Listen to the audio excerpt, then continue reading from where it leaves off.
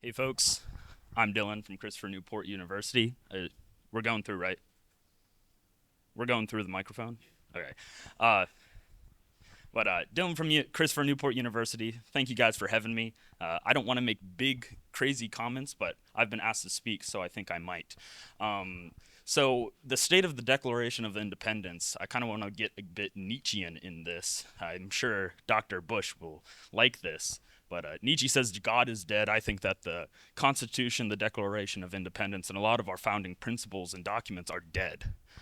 I don't believe that we have that unified culture that we used to have, or a high trust society that we did have at one point. I think that things have changed a lot in the United States, and that we don't fit the same type of parameters that the founders had intended for us. And I don't think that's necessarily a bad thing. I just think that's something that we have to grapple with as we head into the 21st century. We have to create some type of new identity, and this has happened before in American history, when we were in the 1900s, early 1900s, late 1800s, right? We had a big wave of immigration, demographics changed, culture changed, and religion changed.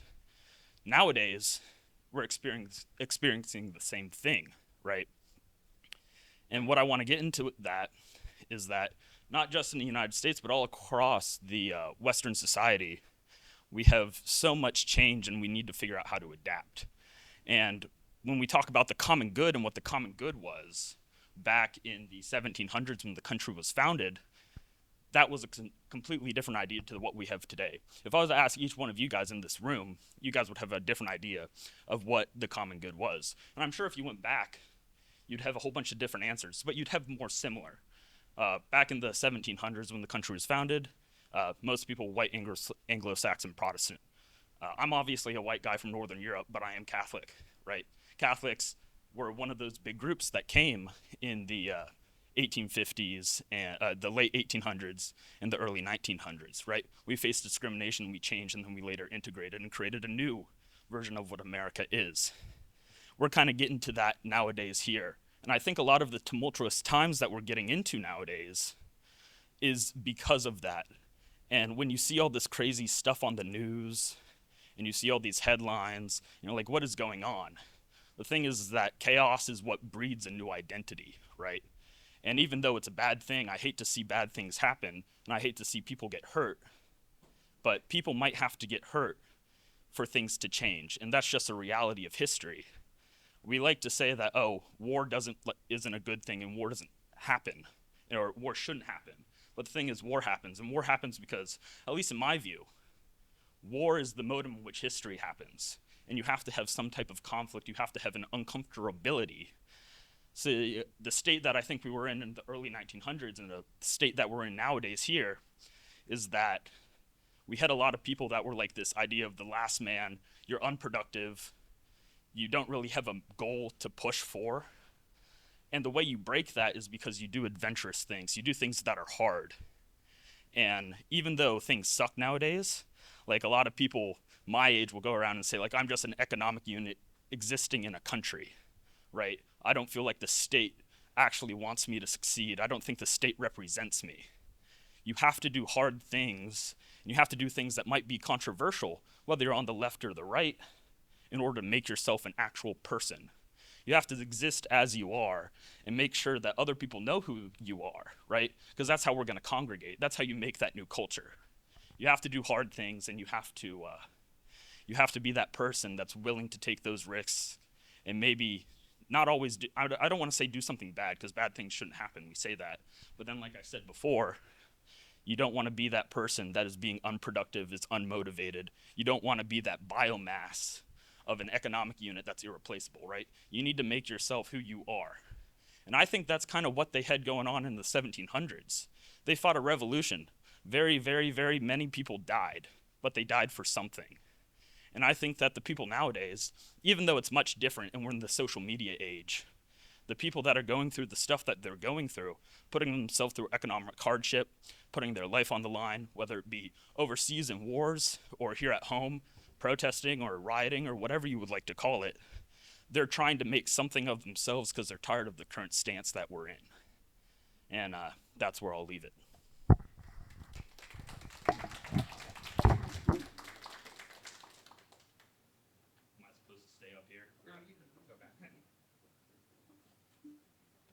Wallace from Mercer University.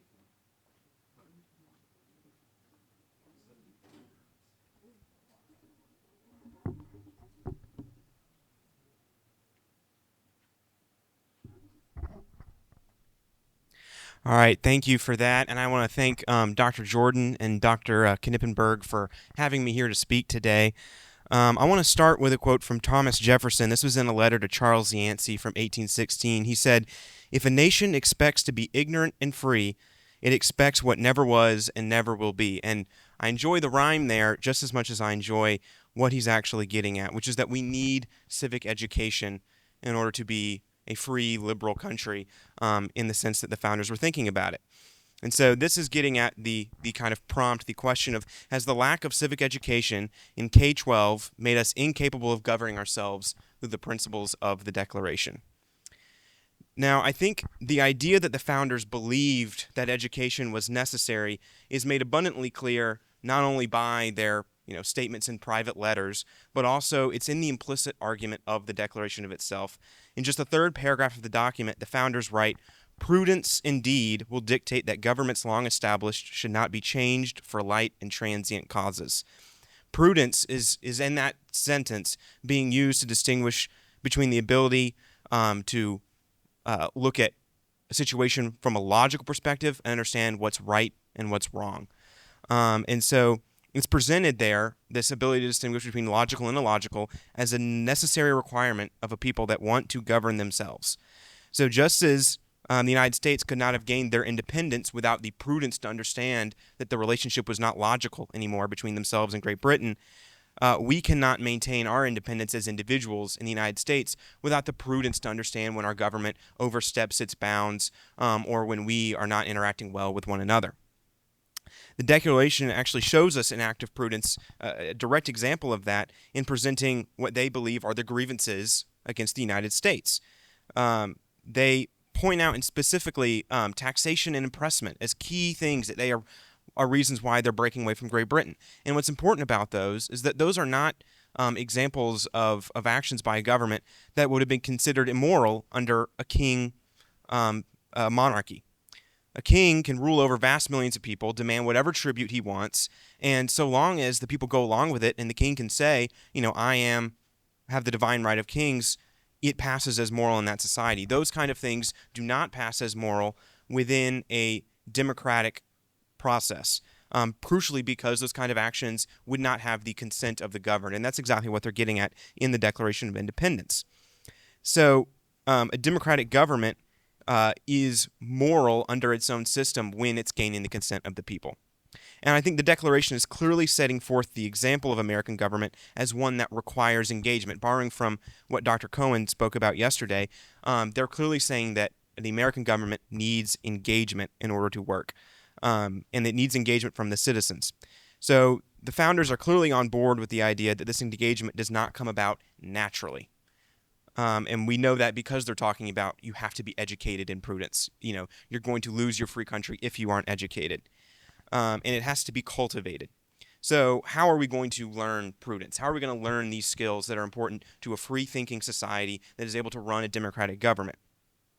And so that question is basically what kind of civic education are we going to have? And I'm going to give a definition of civic education in a second here, and I'm just going to encourage Jonathan not to say I disagree with you, as he did a number of times last night at our meeting, at our dinner. And also I'll thank him because the definition got refined last night, and so part of the definition I'm giving is because of him, so thank you, Jonathan. But in their book, The Learning of Liberty, Doctors Lorraine and Thomas Pangel give a pretty clear answer about what kind of civic education we need. They're saying that it's not about memorizing the structure of government alone. It's about training people in the principles of liberty. And while emphasizing the memorization of the structure of government can scratch an itch among political junkies who listen to focus groups or see polling and are just pulling their hair out, wondering why do people think the Supreme Court can pass laws? This is driving me crazy. Like it's just kind of this knee-jerk reaction that they just don't understand the system. And maybe that's true, but really the problem is that they're not engaging with the system. And that has to be corrected first. And it's a greater priority according to Drs. Lorraine and Thomas Pangel. And so they're saying that this idea of the value of information about your government the value only comes when you are knowing how to apply that information, when you have a good understanding of how to put in practice those principles. And so I think a fair translation of their argument is that civic education in America can be defined as the deliberate formation of citizens' intellectual and moral capacities so they can understand, preserve, and responsibly exercise liberty in a self-governing republic. It's not about knowing how to go through the system and check yes on the box every time they're asked and, understand judges do this, the president does that. It's about knowing how to actually function independently of their government and in response to their government. So how are we actually going to do that? This is where I get into the part of the argument that's a little more speculative, that's not as grounded in what has been said previously, what is already established, and that's looking at the idea of action civics curriculums in the K through 12 education system. And so these curriculums, their whole idea is that they're going to teach civics by having students actively participate in the processes of government and public problem solving. In these curriculums, students must research for themselves how the government functions. They must investigate problems in their local communities. They must propose solutions to these problems. And then, if you're in a really good program, you go and present your solutions, present your findings to your local community leaders. And these are the exact kind of methods that are used in any worthy liberal arts education. They're doing investigation of claims, evaluation of evidence, and the formation of independent conclusions. Moreover, this style of civic education is what the founders themselves favored as the best way to create citizens worthy of their new government. In his proposal on ward republics, Thomas Jefferson argued for citizens actively governing their own local interests down to the minute details of policy, and referred to such ward republics in an 1816 letter to Joseph Cabell as the best schools of political liberty in the world. John Adams viewed town meetings as foundational to Republican government because it gave citizens a chance to engage one another on policy debates while voting on how to directly run their own communities. No, the current state of K through 12 civic education does not prepare students to govern themselves. And no, it's not exclusively a problem of resources. But if we look to the method of practical liberal arts education advocated for by the founders, then I think we can begin to make American civic education worthy of the American democratic system. Thank you. I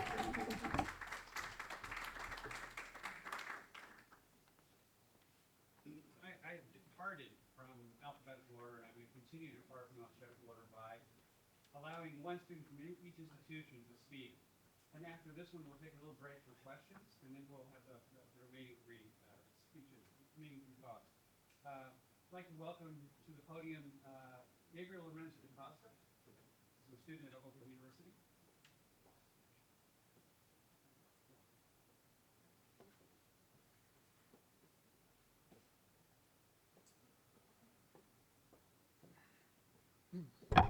Hello?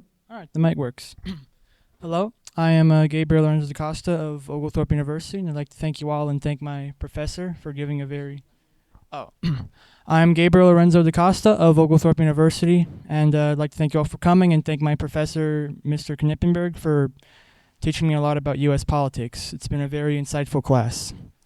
All right, so I wrote a bit of a speech. I'm going to sort of go through that in my own words, although the speech is my own words. But so it has been 250 years since the Declaration was drafted and signed by our founding fathers, and it's a very philosophical document. It's rooted in a lot of complex thought and is overall an argument for how one people should live and govern themselves, which kind of governs for everything in a society.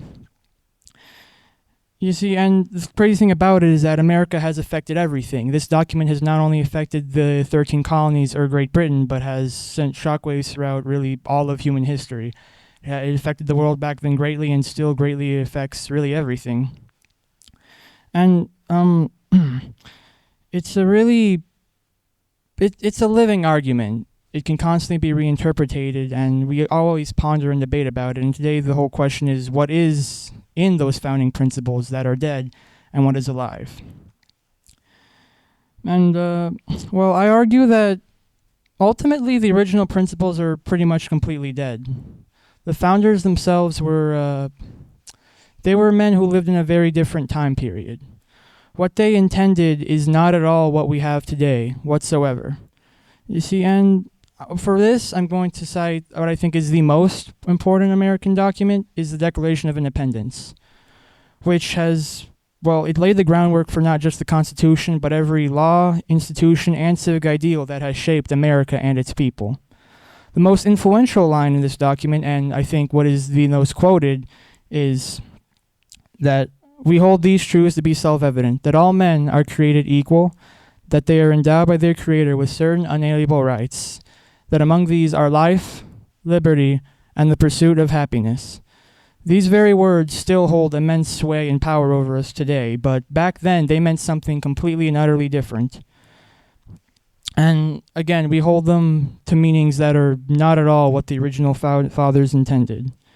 In our postmodern society, we interpret these words, men, as universal, all mankind. All human beings themselves are born with natural rights, and all citizens of America are entitled to a government that operates for the people, regardless of their race, gender, religion, or their ascribed trait.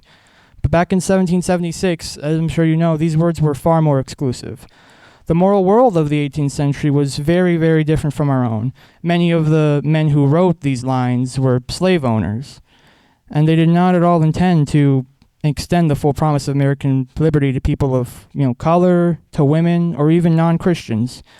And even those fathers who did criticize and oppose slavery still considered Africans as inferior and never really wanted them to have power. Now, this isn't hypocritical or bad. They were simply men of their environment. Society shapes everybody, and the underlying messages will always define who you are as a person. And even if you do argue that Thomas Jefferson called slavery moral depravity, I'd argue he still very much wanted them not to be free, as long with most of the founding fathers. This can be seen in the Naturalization Act of 1790, which was enacted just 14 years after the Declaration, in which it states, and I quote, "Any alien being a free white person who shall have reside within the limits and under the jurisdiction of the United States for the term of 2 years." This is in context who can have citizenship, which as you can see is only free white men. Documents ends of a good nature, which I think strongly implies a good Christian moral nature. And even back then, many of the states had their own constitutions, and some of these constitutions of these various states could actually exclude you based on the denomination of Christian that you were, which if you could be excluded for your denomination, it's certainly that if you were Muslim or Hindu, you would not have any power. They would not want you to have any power. And even then, not all white men themselves could even vote, as the prevailing political thought at the time, whereas the people, the men who were too poor and uneducated, were simply not responsible enough to vote. Their ignorance would cause them to vote poorly, and their economic vulnerability would cause them to sell their vote and not think of the greater union as a whole when voting. And but all this, I think, proves that full suffrage was never their intention. And still, despite all these exclusionary things, it's still these very same words in the Constitution that we use today, that we invoke when we talk about equality and freedom. These words that now excluded, we now use to empower. These lines, they fail to protect so many people, are now cited by Americans of every race, gender, and religion, and whatever background to defend their rights to liberty. Because we never changed the words, we changed only their meaning. And I think this creates a very fascinating conundrum, as the writers of the Declaration never envisioned what we now have as life and liberty. And yet, by our modern definition, we can argue that those principles have never ever been stronger. Today, those who are born in this country, who live here a long time, get all their papers, regardless of their background or any ascribed trait that they were born with, possess the right to vote and possess a voice to alter the government and the society that they live in. Those who call themselves Americans may pursue happiness and freedom without the same legal barriers that once barred them from ever really having any power. This is why I argue that the original intentions are simply completely gone. The Founding Fathers never really wanted this. We were never meant to extend this far. Yet, while we still have their narrow interpretations, we have preserved their words and we have expanded their principles to fit our evolved morals. And today, I'd argue those principles are stronger than ever. We have not preserved the limitations of the words. We have simply preserved and I think improved their promises. And while we still do have a ways to go, I think it is undeniable that we have come a very, very far way and made so much progress ever since 1776. And I think that is a cause for celebration. And ultimately, the final point I want to make, the final principle that I think is alive, is the adaptability of America and its people. As in the Constitution, it gives the right to every American to alter or abolish the government in order to make it better fit what they need. Now, I think abolish is a very strong word, as all we need to do is alter it, which, again, we have done. We didn't change any words. We simply informally altered how we view those words. And even then, I think that shows the strength of the Declaration is not to bog us down. It's not to keep us back. It is a paper that tells us that we have to change. It's a paper that allows pragmatic flexibility in order for us to ultimately pursue happiness, to make sure that every American is good, happy, and has life and liberty fully extended. And yeah, that's about it.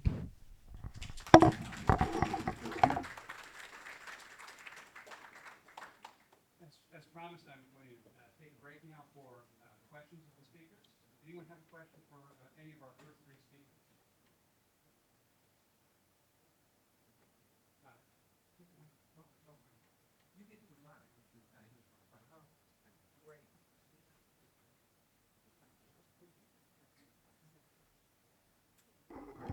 Okay, so to our first and last speakers this morning, we got this idea that the Declaration of Independence is actually dead.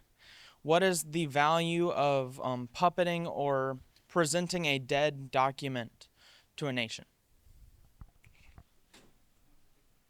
So you're asking what the point of the dead document? What's the point of this kind of experiment or this gathering or even going over it? You and everyone else in this room to give that document a new meaning, if that makes sense. The old ways of the founding documents have been lost or are gone, in my opinion, people derive this opinion from. And I think that because of all the changes in all the history, I mean, we're America 250 years, things have got to change. You can't just be static. Things have to be fluid. And like I said when I first opened this dialogue, you have to breathe new meaning into these documents. Because what people derive from the founding documents back in 1776 is completely different than what we derive today. I'm not going to say completely different. There are rhymes and reasons. But I'd say that very many things have changed.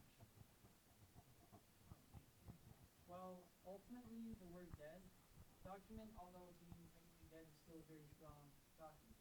And it's not necessarily dead. Life, liberty, and true happiness, as I said, I think is even stronger than it ever was. The document itself, its philosophy, is not dead at all. It's very much alive.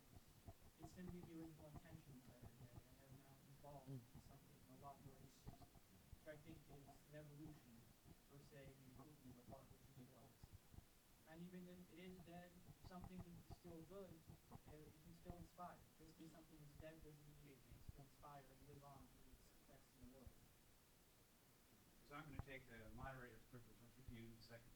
And proposed titles for the two papers. One is "The Tree of Liberty Must Be Watered by the Blood of Patriots." And Gabriel's paper, "The Zombie Declaration." But okay, Mr. Cohen has a question. Yeah, so I don't like talking about documents as living or dead. I don't actually know what that means. They're inert things, right? Trees live or die, human beings live or die, animals live or die. Pieces of paper, to the extent that they were alive as trees, are dead. They're inert, right? Chairs are inert. They don't live and die. So I find all this language a little bit troublesome. I know it's popular to use it, but it's very troublesome. Speaking as a philosopher, I just don't know what it means. I don't understand why we use it at the end of the day, other than people think it's some kind of cool way of talking. Why don't we just say the documents contain some ideas, and it's up to us to recognize those ideas and to recognize where they have value and to try to understand them as truthfully as we can. And we can recognize that when those documents were written, the people that wrote them didn't fully realize the truth of what they were writing. And so now we breathe new life into it if you want, but just say we understand it better, right? I don't understand why we worry about this living or dead business. Any other questions? It's a question of how you would respond to that.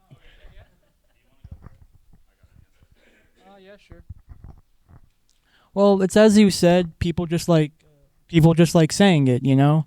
And I think putting it in that context really helps reach everyone else out. Now, you have, I think, two different worlds of alive and dead. You have sentient things like animal, man, plants, and then you have ideas.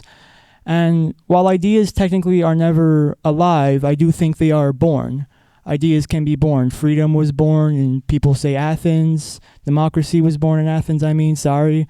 And it's when an idea is gone and nobody remembers it, all the paper is burned, there's no trace of it, you can argue the idea is dead. Someone later, thousands of years later, might come along and make an idea that is completely similar to it, but no matter what, it will never be that very same idea, as it was crafted by completely different people, probably a completely different environment.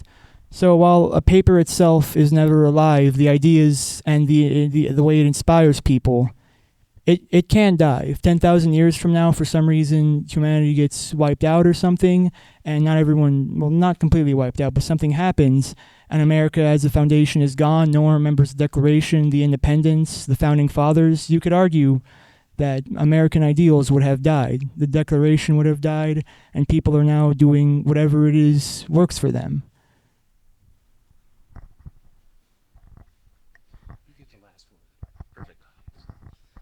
So when talking about why we talk about things as living or dead, why are cultural artifacts important? Why is the Eiffel Tower important? I say because the Eiffel Tower represents French culture.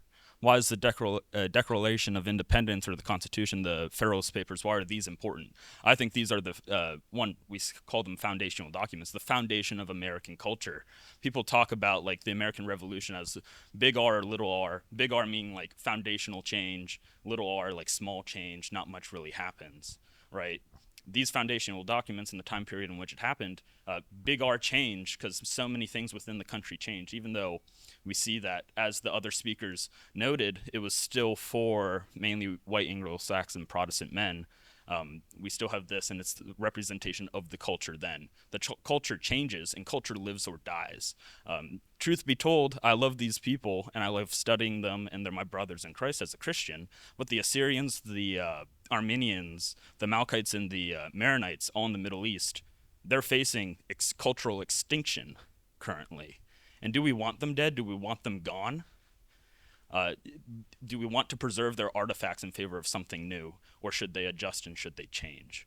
And I think with us in the United States, we're facing extinction of our way of life.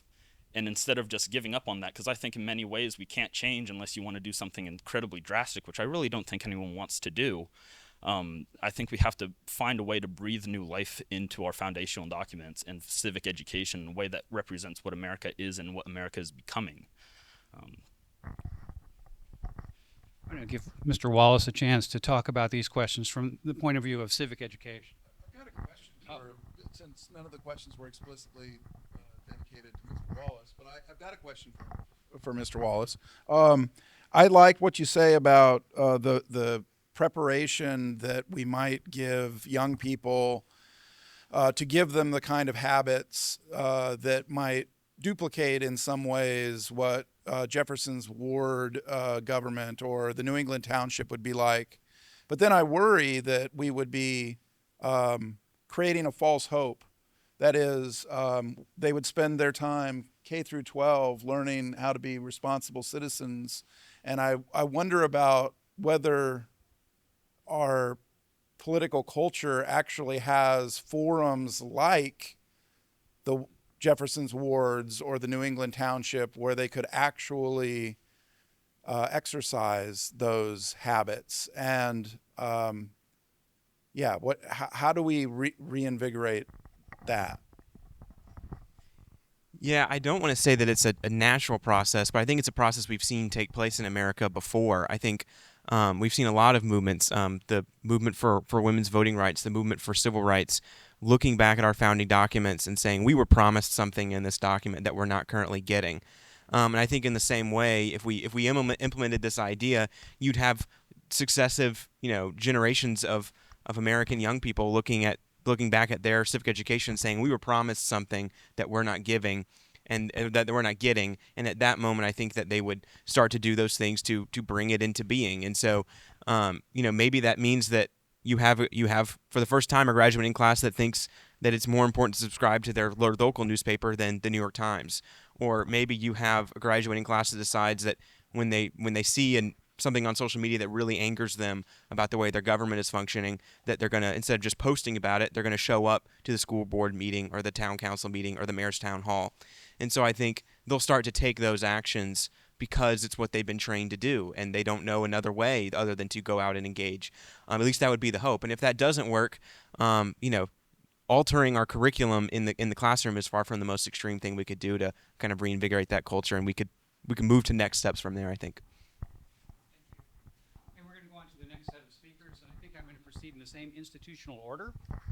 So we're going to start with Emily McKenna from Newport University. I'll just hand the mic over to you. Thanks.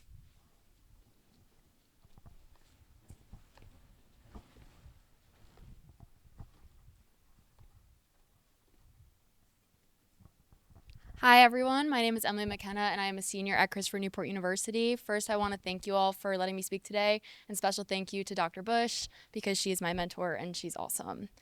Today, I'm also going to be talking about whether a lack of civic education affects the way that we look at civic engagement in the United States, especially pertaining to the principles that are in the Declaration of Independence. I want to start off by saying that the United States Declaration of Independence is not just a historical artifact that you look at and you go to a museum and say, wow, look, it's this document that they wrote 200 plus years ago. It is a blueprint for American self-government. It explains why the colonies separated from Great Britain. It explains the moral principles that justified revolution. It explains the conditions under which governments lose legitimacy. It explains the idea of inalienable rights. But also it begins with an idea of accountability, when it says, a decent respect for the opinions of mankind requires that they should declare the causes which impel them to the separation. From the beginning, America's founding was an exercise in civic reasoning. The colonists explained themselves to the world that self-government requires an educated citizenry. So the central question, has the lack of civic education made us incapable of governing ourselves? I would argue no, it has not, but it has made us complacent bystanders to our own government.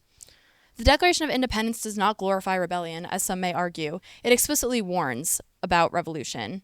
It says, prudence indeed will dictate governments long established should not be changed for light and transient causes. It establishes the key principles that human beings must endure suffering before they seek radical change. Governments should not be overthrown lightly. It should be a long and thought-out process, and revolution does require moral justification. And then it creates a standard when it states that when a long train of abuses and usurpations evinces a design to reduce them under an absolute despotism, it is their right, it is their duty to throw off such government. It establishes a condition for revolution that involves a pattern of abuses, clear intent towards tyranny, and repeated denial of redress. The colonists also emphasize the importance of patience when they state that in every stage of these oppressions we have petitioned for redress. Only after repeated injury from Great Britain did separation become necessary in the eyes of the colonists. Without understanding this process, modern Americans risk confusing multiple things. They risk confusing policy disagreement with tyranny. They risk confusing political frustration with oppression. And they risk confusing loss in elections with despotism. And so I argue that teaching the Declaration of Independence teaches prudence, it teaches patience, and it teaches discernment, which are civic virtues that must be taught in order to have a productive form of government. When you look at the state of civic education in K-12 education, all 50 states require some form of civics or government instruction in order to graduate high school. About half of the states require a standalone civics course as a prerequisite for graduation.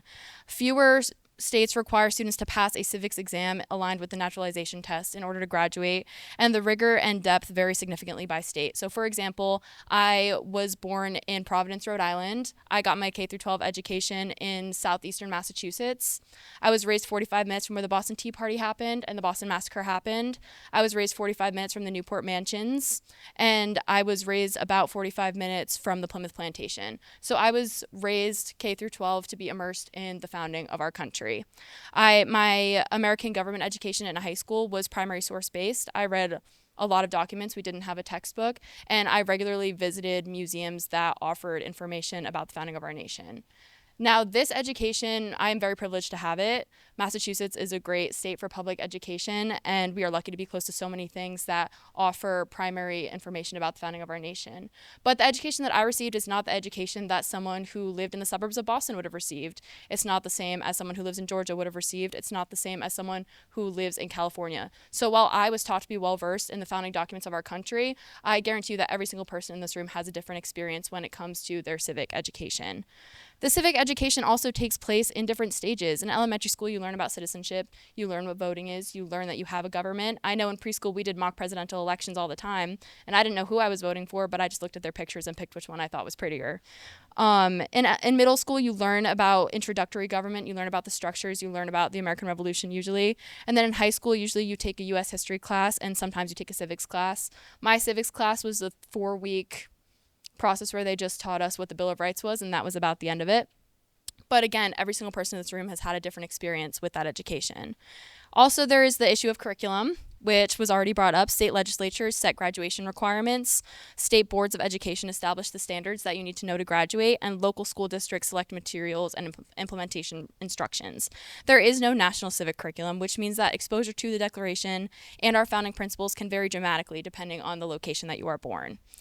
There's also the aspect of civic education in higher education, both through private and public universities. Higher education shapes future voters, professionals, leaders, and policymakers, but civic literacy is often optional at this level. There are over 600 public four-year universities in the United States, but only 13 states require public university students to complete a civics or American government course to graduate. In states without mandates, only 16% of these institutions require an American government or history course in their own initiative. And even when these mandates do exist, implementation can vary in the depth that these courses go into.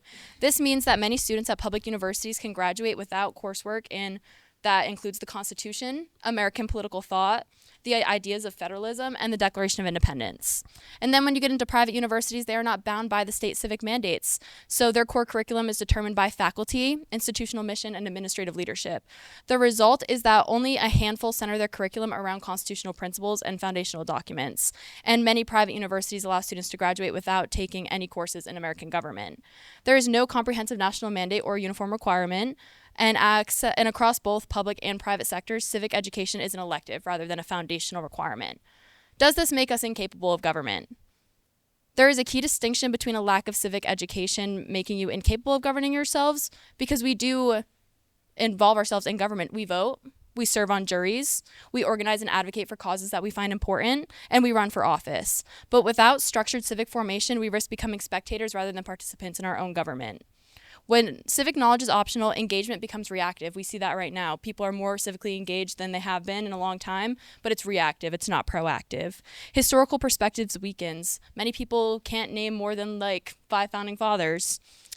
Prudence erodes. People don't understand the idea of being prudent, and complacency grows. I would argue that the most important part of the Declaration of Independence includes the detailed list of grievances against the king. It is not an emotional outrage, but it is a documented accusation of every single thing that the king did wrong. The colonists petitioned repeatedly, appealed to shared heritage, and appealed to justice.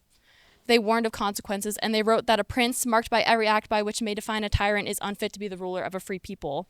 Self-government requires citizens who can distinguish inconvenience from oppression, political disagreement from tyranny, and temporary frustration with systematic abuse. So without the civic literacy, these distinctions blur.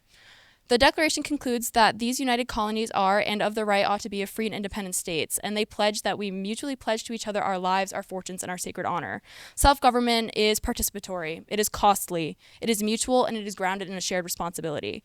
So, has a lack of civic education made us incapable? No, but it risks making us less discerning, less grounded in principle, less aware of the responsibilities attached to these rights, and more reactive and less reflective.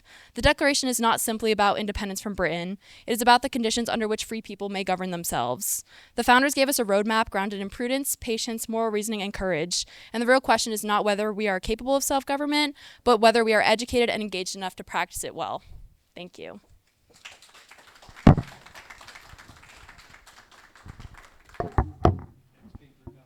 Harver from Mercer University.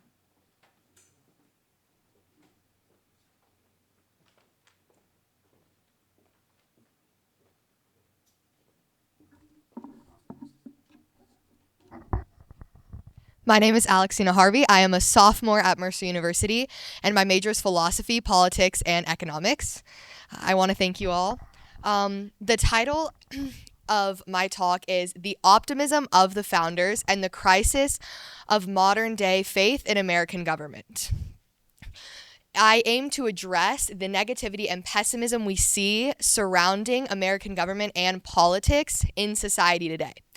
So with the 250th anniversary of the Declaration of Independence, this question seems strikingly important to me, as the Declaration of Independence was arguably one of the most daring, hopeful, and ambitious documents. The founders believed so firmly that they could get independence from the British government and be able to found a republic that would grow and would last and would unite a people under it based in liberty, equality, and consent. So I start by looking at the characteristics of the founders' optimism, moving into what characterizes our pessimism today, and then concluding by kind of trying to address a couple of factors that may have largely contributed to this shift. Starting with the optimism of the founders. The American founders believed deeply in the promise of Republican government and human progress. Thomas Jefferson is one of the most optimistic founding fathers. He believed government existed to secure happiness and rights. They believed in a republic grounded in consent, education, and civic virtue. The civic virtue is the morals of the people, that the people were able to consent and kind of hold up this republic with their civic virtue. They had confidence in the improvement of the government and the people, and rather than thinking of decline. So there's a lot of evidence of their optimism in their writings. John Adams, who's one of actually the more pessimistic and cynic of the founding fathers, shows a lot of optimism in his writings. While he addresses the struggles that they're going to face, he still shows a hope for the future and a faith that a Republican form of government could work. And Abigail Adams, although not a founding father, a founding lady, responds to John Adams with this similar optimism, often stressing perseverance and moral strength. Thomas Jefferson wrote in one of his letters that he preferred dreams of the future to the past. So these founding fathers were very forward-looking, very hopeful in improvement and growth. Founding documents other than the Declaration of Independence reflected this. Our Constitution. Our Constitution came about from the Constitutional Convention, where you have all of these men with different political ideologies meeting together to debate, discuss, and compromise, and ultimately come up with the Constitution together. Now, even after the Constitution came into play, there was a lot of debate surrounding it. And then you have Alexander Hamilton and James Madison primarily write the Federalist Papers defending this Constitution. So they had a lot of hope that it could work, and they were very forward-looking and looking into the future. The founders believed the Republic would succeed because citizens and institutions could improve together. So where are we at now? There is a lot of empirical evidence and research that shows that there is increasing pessimism and negativity surrounding politics and government. There's declining trust in institutions. There's studies that show Americans are optimistic about their own personal future, but pessimistic about the future of the nation. There's one study that says Americans prefer the past to the future. So we've kind of lost this sort of forward-looking hope that the founders reflected. Many expect worsening inequality and division in the future, and there's a highly negative view of both political parties from the majority of people. This shows like a civic cynicism and political distrust. And there's a gap between Jefferson's engaged citizens and today's skepticism. So the question is, what caused this shift? Now, there are several factors, and a lot has changed from the founding, but two of the ones that I kept seeing come up in my research was polarization and secularization. So polarization has increased drastically, the division between both parties. And in Federalist Paper number 10, James Madison warns about factions. He speaks about how factions are one of the greatest evils. They could cause great danger to the Republic, but he talks about controlling the effects of factions. He seems to reflect that it is possible to control these effects. However, today we see a faction and a division created by the polarization in between our political parties that is leading to a lot of negativity. Political parties increasingly are seen as enemies of each other. And media and social media platforms intensify this division. There's not cooperation, there's more hostility. The compromise we saw the Founding Fathers take part in is not seen often today. Most people are viewing each other as enemies if they have differing ideas. And moving into secularization, there's been an increasing loss of religion within American society. Thomas Jefferson emphasized civic virtue and a sort of shared moral framework that would unify the people and, be the grounds for the republic. However, with this loss of religion, there is a decline of this shared moral framework. There's less common ground, which leads to more distrust. And David Brooks, in his farewell address in the New York Times, describes how he views America to have a home crisis, where because of this loss of moral framework, people don't feel as comfortable, they don't feel as at home, and they don't trust the people around them, which is causing disunity and some instability. So together, polarization and secularization weaken the civic trust the founders saw as essential. Now, this is sort of depressing, and it's kind of sad to talk of all the negativity and the pessimism that we see going on today, but I do want to end on a hopeful note. While a lot has changed since the founding, since the writing of the Declaration of Independence, I believe that there is a way to reshape this positivity and shift to a once again forward-looking faith in American government. But I will leave with the question of how.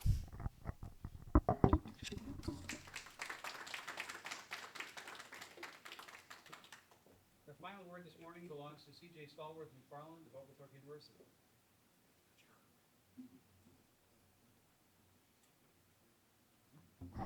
Hey, good morning, everyone. Thank you, Dr. Knippenberg, and all the faculty and staff that has helped put this together. I want to start off with a very important question.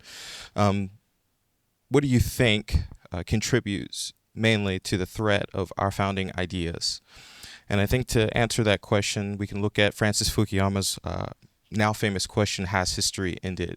And what he means by this is the liberal democracy emerged as the final victor in the ideological battle between communism, fascism, etc. And I think this is an important question because it showcases an entire generation that was trained to view the external threats or the biggest threats to democratic life wholly externally and kind of ignore the conditions democracy sometimes itself can create to produce its own demise. So I'll leave you to consider that.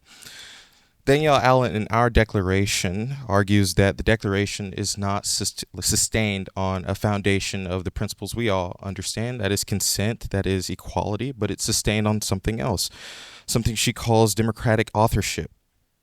And it's a dynamic relationship between writers and respondents. The declaration gives us things to assess, to determine, to judge. And something important, she says, is that to judge our own equality is where we are all equals. And to me, that proposes a very important distinction here. If equality is produced through judgment, and we're all equal in our ability to judge our own happiness, well, then equality rests on something else. It rests on a capacity to judge, to mitigate, to determine. And I think that's the foundation of the Declaration entirely. To judge is to deliberate, to weigh harms, to compare alternatives, and to assess consequences. And that capacity is the cornerstone of the Declaration. Time and time again, the structure of the Declaration and the history that flows from it confirms this. Within the document, the framers describe what they believe constitutes a just government, yet they do not force a conclusion. Instead, they list their grievances, they issue a direct appeal. To prove this, let facts be submitted to a candid world. Here they trust that their audience possess a capacity to reason. They trust that reason alone can carry readers to the conclusion of injustice. And the structure doesn't end in 1776. It becomes the primary mechanism through which democratic expansion is possible. Consider the Civil Rights Movement. Sit-ins across the Jim Crow South were not just protests, they were submissions. Individuals sustaining themselves to humiliation and loss of dignity to prove something, to submit evidence to the world, to decide that the world will be a jury of what they perceive as injustice. And through judgment, rights expanded. And I think the inverse makes this even clearer. If equality does not depend on judgment, then why do tyrants fear it? Why does Hitler need to burn books? Why do you need to control the access to information so aggressively? Why does Putin need to restrict independent media? If citizens' capacity to judge their own conditions were politically meaningless, why fear alternative information at all? These actions are not accidents. To silence dissent is to deny equality.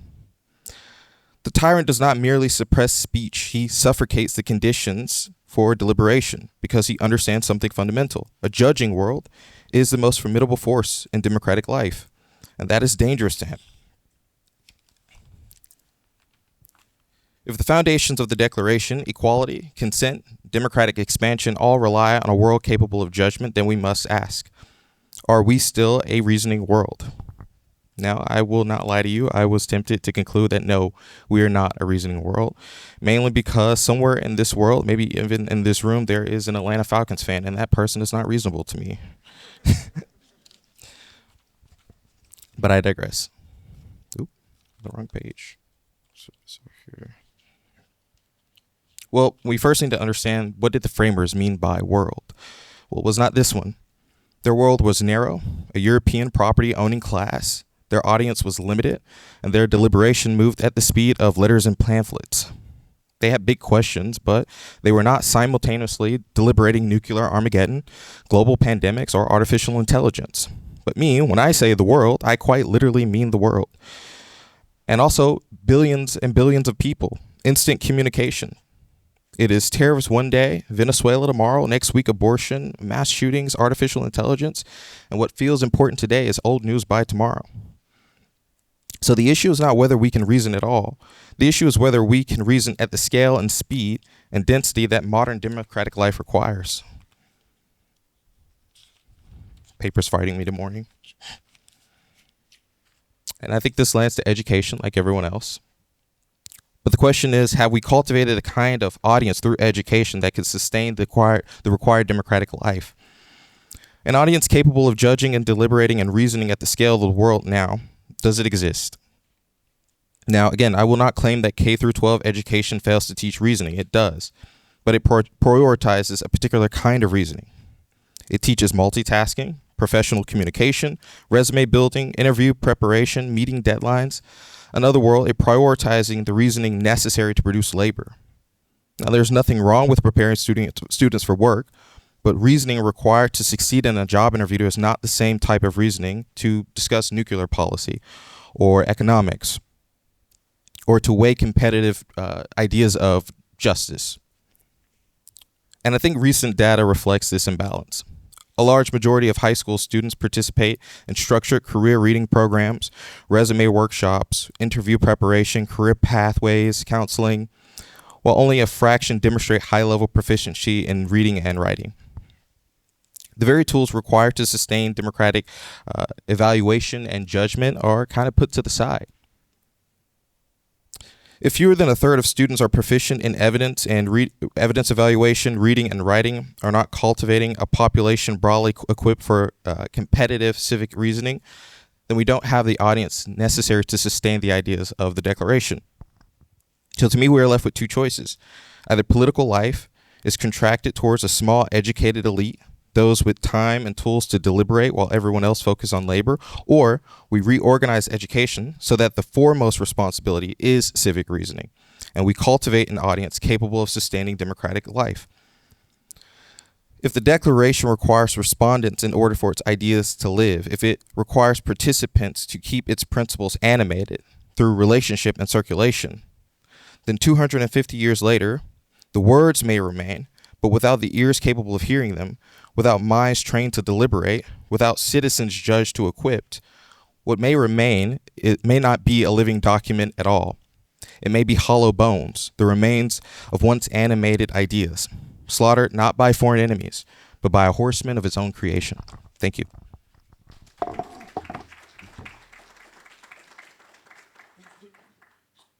we have some time for questions. I'll go up here and grab the microphone.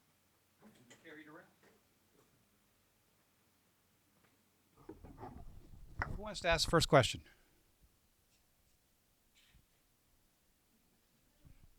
Mr. Bush.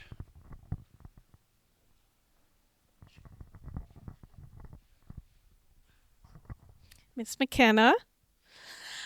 I'm often accused when I give similar talks of putting too much faith in civic education. Are there other things we need to focus on, or is this just a place to start? What are your thoughts?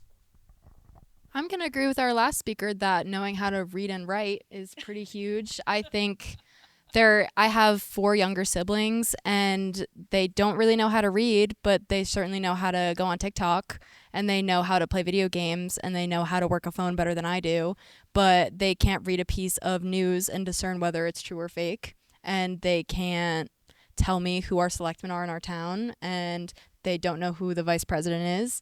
And so I think teaching students how to read, how to think critically, how to discern what is true and what is not, and find for themselves what they believe is true is just as important and goes hand in hand with the civic education.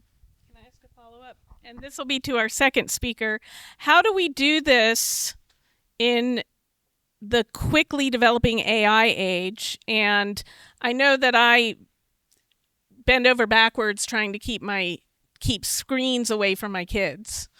How do we cultivate the kind of skills that you've been talking about in this age?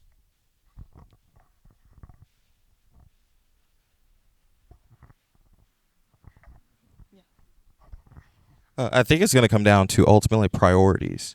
When it comes to like the algorithmic AI age, it's just trying to produce engagement for the most part, and that's what people prioritize. Even in politics, I mean, sometimes even like the State of the Union address or sitting hearings or whatever the case may be, it's just for engagement.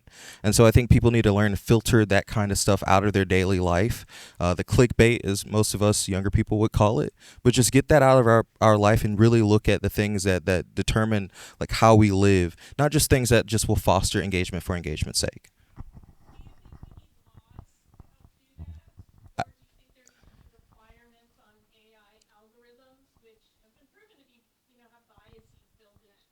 I would say I think that's a double-edged sword, just legally. I think I don't think legally is enough. I think it has to be a cultural input just in ourselves. I think we can bypass something like that legally to just manufacture engagement by some other means.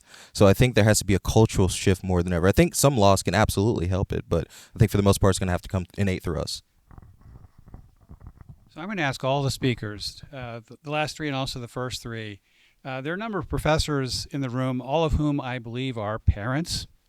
So what would you have us do as professors and as parents to keep the principles of the Declaration alive, if in fact they're worth keeping alive? And I'll hand it over to CJ to start with, and then well, make sure your kid can read is probably the most important. But not only that, I think it's okay to be a little tough love in some ways. I mean, I understand everyone is doing a particular thing when it comes to social media or when it comes to a particular way of parenting, and it's really hard to be peer pressured into that, but trust your instincts. I mean, no one knows your kid more than you, and so, yeah, trust your gut. Yeah, I'm gonna just kind of reiterate what Dr. Cohen said yesterday, and just start by making sure that kind of conversations that involve critical thinking are commonplace. I feel like that's what not that my parents were like they were perfect, everything was great, and we had these deep discussions about public policy every single night at the dinner table. But when there were real questions going on, they weren't afraid to just talk about it openly. If I asked who they voted for, they were able to tell me who they voted for and give an explanation as to why. And I think just modeling that kind of behavior and also kind of doing that at-home training, I think it's the same thing that we talk about with understanding what gets kids going from learning how to read to reading to learn is how many extra words you hear at night, how many extra books you're reading at home, because you can never get enough of that in the classroom to fully get there. And I think the same is true of these kind of civil conversations, is getting all of that extra training in it at home with people that you respect and with people that you can have a dialogue with that prepares you to do that with other people. And I think those are the bedrock skills that prepare you to extend the values of the Declaration into the practical world. I agree with Harris, and I think that something that it's possible to do is not just leave education to school, like just leave it at school. Home is home. I think that you can cultivate discussion, and also obviously we've talked a lot about a lack of civic education happening in schools. So take on part of kind of that accountability and responsibility to discuss with your children, you know, like about American government, kind of politics and what's going on, because that's something that they're not getting at school. But I do agree that you should continue on the education into home, and not just you go to school to learn, at home you can just kind of do whatever, but carry that over.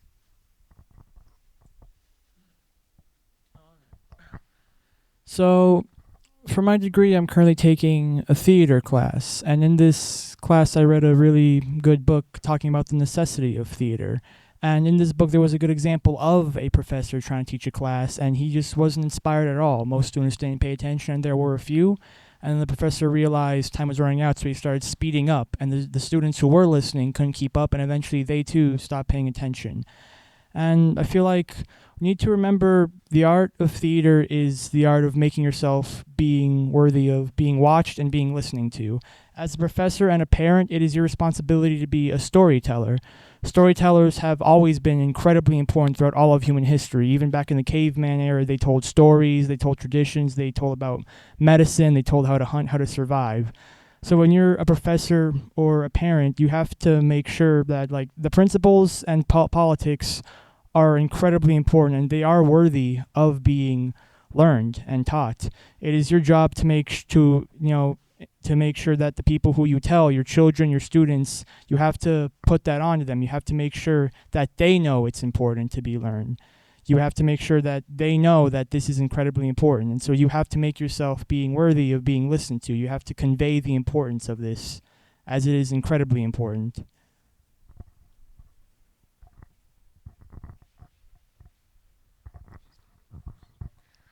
I think I grew up in a house where politics weren't talked about, and I was actively discouraged from learning about it. Like when I would try to talk to my dad about politics, he would say, "You're too young to understand. You don't know what you're talking about." When I went to college and decided I was going to be a political science major, he said, "Good luck getting a job," and told me that there was always jobs open at his company as a lineman. So I think it's really important to make sure your kids know that they're never too young to know how to be civically engaged. And I think I would have been much better off being an adult if my parents cultivated civic understanding, but also curiosity in me, because as a child, you should be taught that it's okay to ask questions. And also just make your kids watch Hamilton. I think that's every single political science major I know. That's one of the reasons they decided to learn about politics, is because they like Hamilton. So I think that's huge. Culture and education should go hand in hand. I think giving your kids a sense of belonging and that they're a part of something bigger is one of the most important things that you can do. Growing up, I was part of the group of kids that thought big machine cool, and the space shuttle was flying over my house when it was being retired at the museum up in D.C., and I said, "Wow, that is really cool. Who built that? Oh, the United States built that? I want to preserve and make sure that's a thing." And that's kind of what made me interested in civic education. Going to the beach as a kid, I'd drive through Norfolk, Virginia Beach, Hampton Roads area. You see the massive aircraft carriers, the massive ships. That's cool. I want to be a part of that. I want to make sure that this exists for not only me, but also for my kids. So giving them a sense of like, you're not just yourself, but you're part of something, you belong here, and you're part of something bigger, and you should make sure that you are doing what you can to ensure that this exists for future generation. I think that's essential to making sure that America exists and that these principles still survive. Anyone else have a question? This question can go to any of our presenters here in the first or the second group, but I think it resonates with all our presenters too, so if anyone else wants to take that, that's absolutely fair. But I think we've talked a lot about this idea of we need to restore civic education, that there's a deficit today and that this is a problem. Is there any point of American history that you can point us to where you think civic education was working, where the people were educated, where it was happening, and that was a sign of health because we've been around for 250 years. So point us to that point maybe where you go, that was it, and we had it there, and maybe we can't do that exactly, but we could look at that as a model of civic health, of civic education of population, and that's what this looks like as a healthy democracy. Anyone want to touch that? CJ, bold man.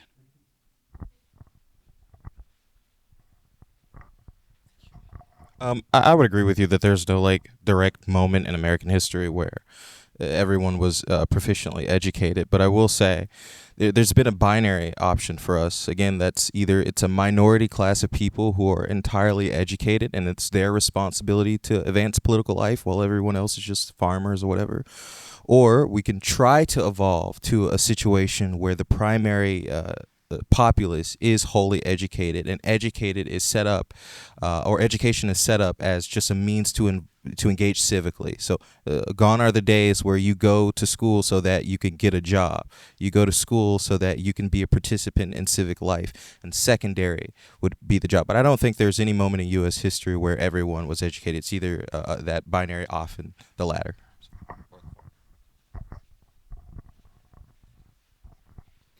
I would say I would agree that there's not been a time when we were universally getting civic education right, but there's definitely been periods of time, and I think it exists now, where we're kind of, as you were saying, we've got this two-tiered system of education, and probably there's more tiers within that, but we've got some folks who are getting really good civic education. I think we've always had some class of the country that is really well educated, and so part of the idea that we are not able to govern ourselves is saying, a majority of the country doesn't have the civic education, and the minority of the country that does are the ones who are actually in the positions of power, making the decisions, are the most active citizens, are running, even not an elected office, running their local parties or whatever that civic organization is. And so I think it's extending the principles that, this kind of top tier of civic education that has enabled our current leadership, extending that down throughout the rest of the system so that everybody is getting that. And I would say I would look to kind of the high achieving programs of the past and presently and how we can expand those.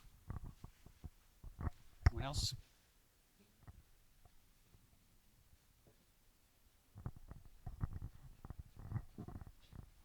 Yeah, I do agree with the notion. I mean, as you know, the founding fathers like a top 1% of their society, as most people did not go to college back then. And I do think civic duty or civic learning as a whole has always been weak, as it's just kind of almost impossible to truly educate an entire country of people, especially because back then America was special because around 80% of its population was agriculturally. They lived on farms and all that such. And has there ever been a point in history? I think so, because as literacy did advance, people started caring. I think a really big point when people cared was the early 1900s, as 1913, an act was passed that made it to where you actually voted for representatives, which does show that people did care enough to actually say we should vote for representatives, and they did. They changed it up. And I think a big reason today why it's weak, although I do think the potential is highest it's ever been, as anyone can go into political science, the big issue is the pessimism, as someone mentioned. A lot of people believe politics is basically set in stone. They think they can't be changed, the nation's messed up, they don't trust politicians, and so they think, why would I join a politician? Why would I want to be a politician if I don't even like them? And so I think ultimately, to increase it, we're going to have to increase trust in politics as all. As again, it's never been more open than it has been today.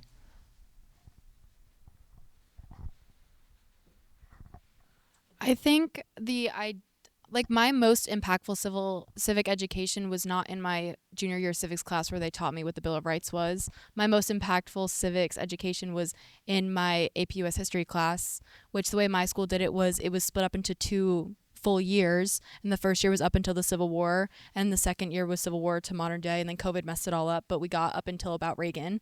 And that was my most impactful civic education because it was document based, and we got to read documents, we got to understand the context around the documents, and then we got to make our own decisions about what we thought about the documents and their relevance. And through that, and through the AP structure, obviously we wrote DBQs, we wrote LEQs, and we wrote all of these papers about these documents to prepare us for the exam.